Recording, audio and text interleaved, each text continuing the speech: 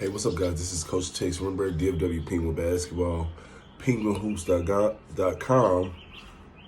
Hey, it's a beautiful day outside today. Just want to make a quick video. Like I told you guys, I've been working on a project, a very, very long project, and this is another portion, a piece of it. But today we're going to talk about the coach that thinks teaching fitness is how to coach team sports. Now, I know you all, I'm pretty sure you guys have had a coach like this growing up, or you know of a coach that is at your school, or, you know, maybe even you as a parent, you had a coach like this growing up.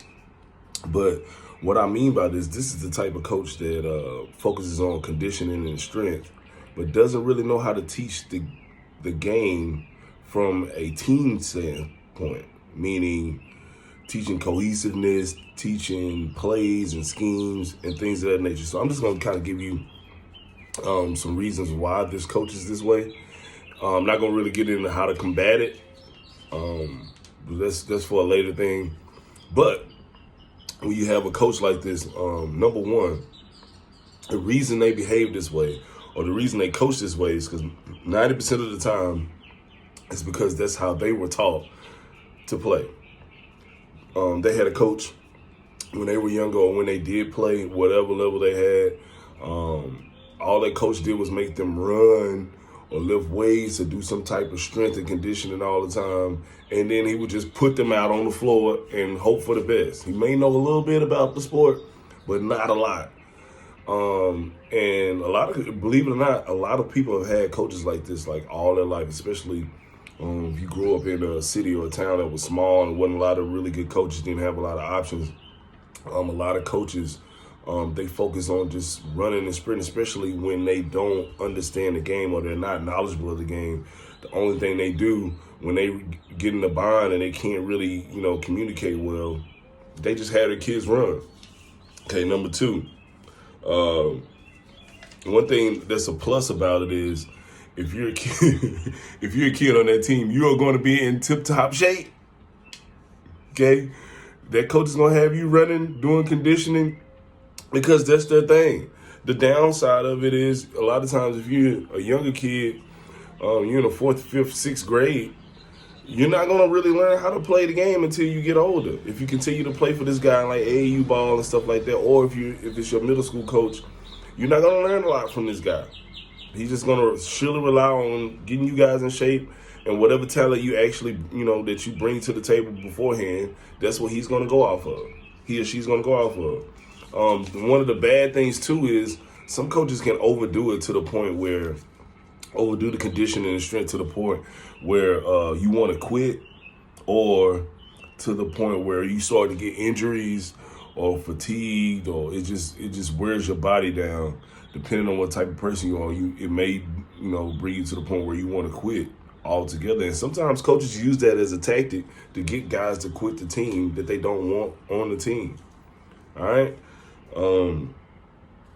Like I said, another bad thing is, like, if you're on this team and you say your kid is on this 6th grade team and he's not learning anything, okay, it may look to you as a parent like, oh man, my kid is coming home tired. My coach must really be working him a lot because he's exhausted. He don't want to do anything. He don't want to play video games, this, that, and other.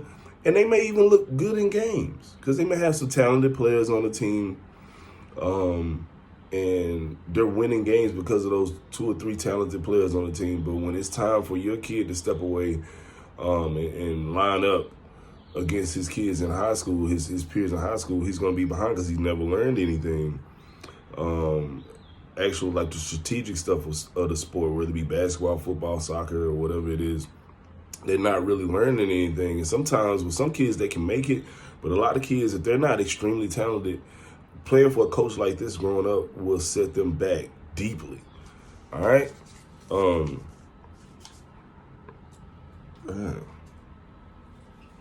Now, like I was saying before, in the end, it could be bad for the kids when they reach the JV varsity level a lot of times because they're not learning stuff. And that's the one main thing as a parent, if you're watching this video, You want to, if you have your kid playing for a summer league coach or playing some type of AAU ball or anything, make sure that your kid is actually learning the game, not just out there playing and doing something. Guys, I've seen so many guys, seen so much basketball, and a lot of people think that them playing for this big time program and just being a part of it is going to make them better. And that's not always the case. You know, you can play over the summer, you can play 200 or 300 games in the summer in basketball. You know, playing baseball, you can play about that many games. You can play about that many games in baseball as well. But the end result, you always got to look at the end game when you look at getting better. Like, playing all those games is great, but you want to have a balance. If you're going to have them playing on this team where they're not really learning anything, you got to get them with a coach outside of that as well, or another team to where they're actually learning the game and this coach is teaching them the game, right? Just being in shape and stuff is not going to cut it in the long run.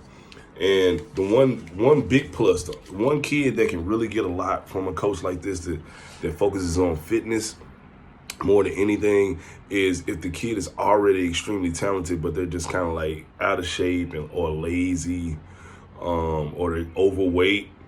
You know, I've had a few kids that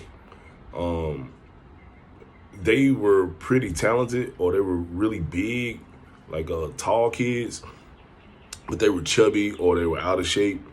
And I had this one kid, I don't want to say his name, but when he joined me, he was one of the bigger kids in his age group, and he was kind of chubby. Well, you know, with my teams, we don't practice every single day, but I think what helped him the most is him knowing how to work out now. So a lot of stuff that I taught at practice, he took home and he started to work out a little bit. And I remember one day he asked me, he was like, "Hey, coach, what can I do to get, you know, a little bit thinner outside of basketball stuff?" And I told him what he could do, and he actually did it. And him losing that weight, not only did it help him in games because he's able to play the whole game without getting tired now, because I remember at one point he could play like 3-minute spurts and that's it. Not only did it help him out, all of his game came together because he lost the weight, if that makes sense. He could already score and rebound, but he was a little bit faster on his moves and all that stuff. So the one kid that can get something out of playing for a coach that's all about fitness, or that's his main focus, is a kid that already is talented and just needs to lose weight, shed pounds, or get a little bit stronger. All right, guys, that's pretty much it. It's a beautiful day. That's why I came outside to do the video. Like, comment, subscribe, share this with someone. Let me know if you got anything from this video. All right, and I'll see you guys later.